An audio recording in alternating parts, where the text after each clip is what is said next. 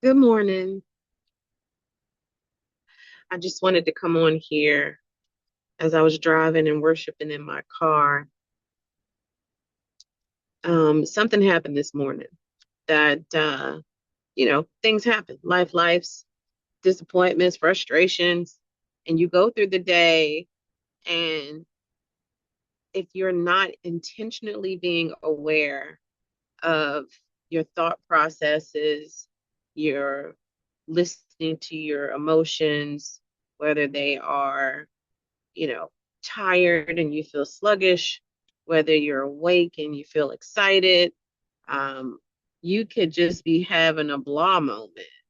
Um, this morning, I'm a little tired, but I'm in good spirits. I slept good. I stayed up to watch the interesting Jake Paul fight with Anthony Joshua. My husband is a big fight person, and we stayed up for it. So I'm a little tired, but preparing for a function today. I was supposed to go to somewhere this morning, and it didn't turn out the way I'd liked it to. And I felt like um, people were not being considerate of me and my time. And I realized that rumination can happen so quickly, and your flesh can just sit in that thing if you let it. And my brain just kept saying, call somebody, tell somebody, and really just rev this thing up. That's because I'm still disappointed, frustrated, upset, whatever it is I'm feeling. I'm trying to identify, and I need to find an outlet to get it out. Um,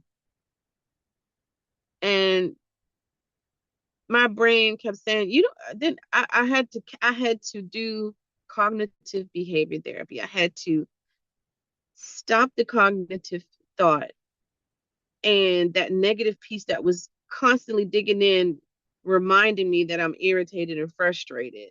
So I said, no, I'm actually okay. Like, yeah, was it a little irritant? But why am I getting ready to rev this whole thing up in my head? I think that sometimes we subconsciously, when we're not paying attention, we hold on to it. And this is how rumination happens. What is rumination? Rumination is when it's just flowing over and over and over and over in your head. It goes into the nighttime, it goes into the next day, maybe the next week, maybe the next month. I mean, you can ruminate on stuff forever if you don't learn the wonderful skill of letting it go, release, and being really accountable for your own thoughts. We're accountable most times. Most people try to be accountable for the things they speak, but you also have to pay attention to what is going on in your head and how to catch it. I often tell my clients to give it a name. One of my clients calls those negative, feelings and thoughts that come from it bonquisha. Another one, she calls it Cruella, right? You could think of the villain in the story, right? Because your thoughts that are not positive for you are the villain in your mind and your body just running amok. So how do we stop this? How do we get a hold of it?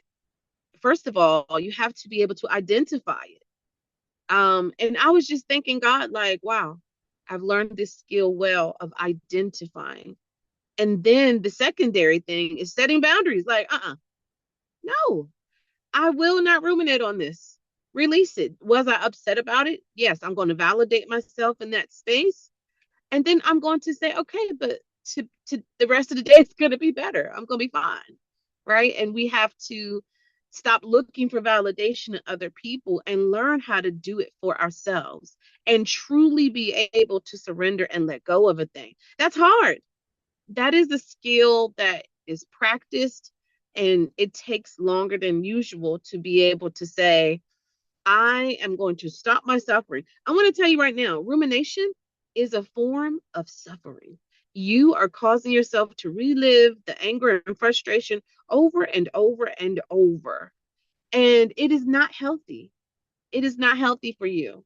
And so I decided today, when I was triggered to ruminate, that I wanted to share this because when it's in real life moments, right? Yeah, I'm a therapist and I teach this, but I also am a person that practices it.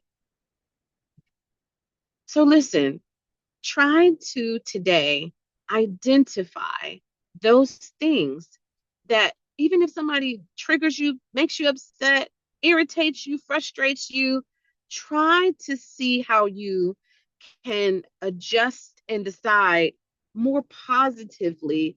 I am not going to let this ruin my day, Bonquisha or Cruella. Not today.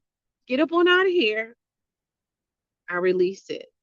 If you are a person of faith, then you give it back to the Creator, right? You release it up unto Him. All right, God, your yoke is easy, your burden is light. I give it. I'm releasing it. Release is very hard. So these are some things that I just wanted to share. Teachable moment about catching it, identifying it, and practicing the art of releasing it. So we're not holding on to things, right? We'll talk more about this. I hope you all have a wonderful and blessed day on purpose.